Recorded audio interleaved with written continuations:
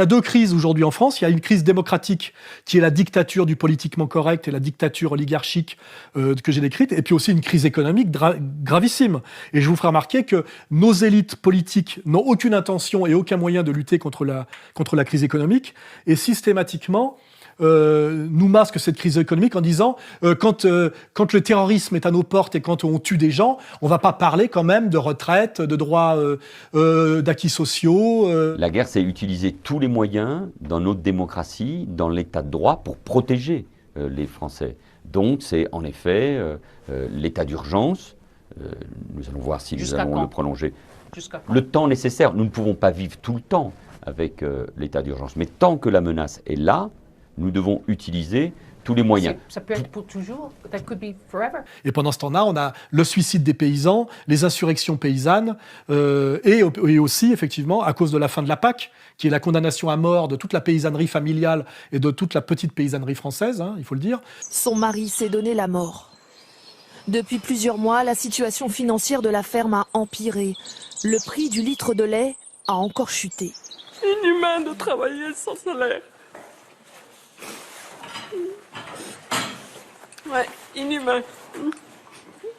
On travaille 70 heures par semaine et puis il n'y a pas de salaire au bout. Croyez-moi, c'est très dur de vivre. Donc là aussi, on est dans une situation pré-révolutionnaire, toujours par le peuple du travail, enraciné, producteur, pas par les parasites nomades du haut et du bas. Et on a aussi l'effondrement de l'hôpital français. Là, on remettra en ligne un article très intéressant. La médecine française, qui était la médecine la plus de qualité, dont on pouvait être fier et qui était un acquis du CNR et qui était un vrai acquis social de la France égalitaire, républicaine et sociale.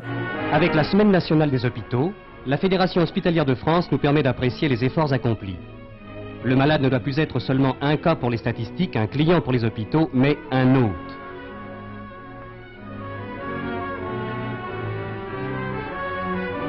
En rompant avec la politique d'austérité et la carence du financement qui ont freiné l'évolution hospitalière, l'hôpital est déjà, ce qu'il n'aurait jamais dû cesser d'être, un grand service public au service de votre santé. L'intérêt, voyez-vous, c'est que dans un petit hôpital, le personnel, disons les médecins, les infirmières, l'ensemble du personnel appelé à donner des soins aux malades, n'est pas dépassé par une organisation trop grande.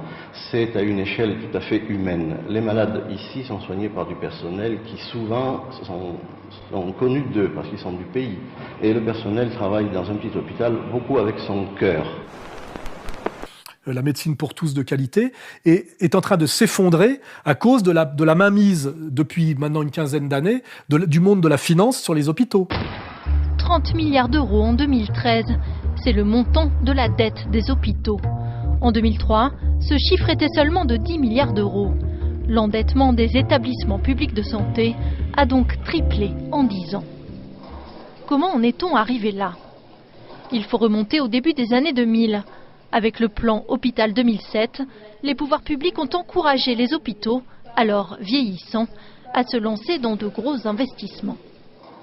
Au début des années 2000, l'objectif de l'administration était de rendre compétitifs les hôpitaux publics en prévoyant un changement du mode de paiement des hôpitaux. Le problème, c'est que ces investissements et gros travaux ont été financés non pas par une subvention de l'État, mais par un recours à l'emprunt.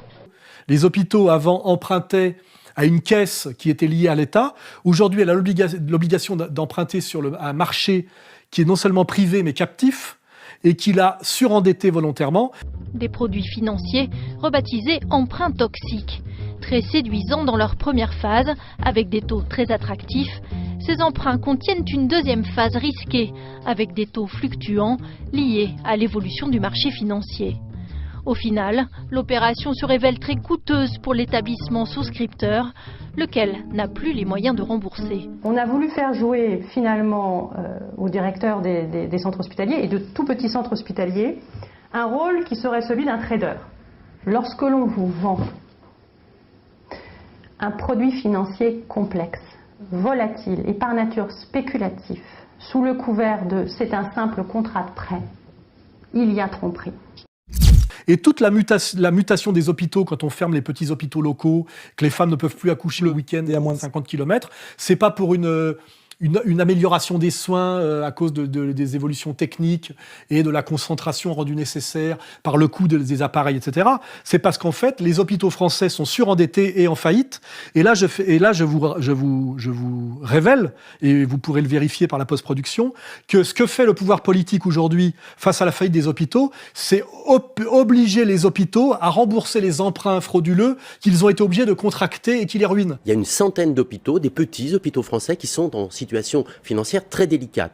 Alors, le lobby des hôpitaux publics, la Fédération hospitalière de France, a saisi François Hollande, d'ailleurs.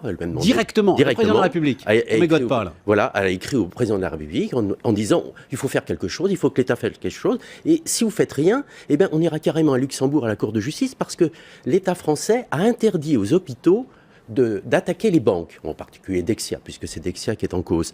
Et elle dit, si c'est ça, on va demander à la Cour de justice de dire que c'est illégal. Alors évidemment, il y a une partie de... L'État français a interdit aux hôpitaux en 2014, d'attaquer les banques, et même aux collectivités locales d'ailleurs, en disant on va s'en occuper, mais n'attaquez pas les banques parce que derrière, on n'y arrivera pas avec Dexia. C'est ça l'idée. Voilà.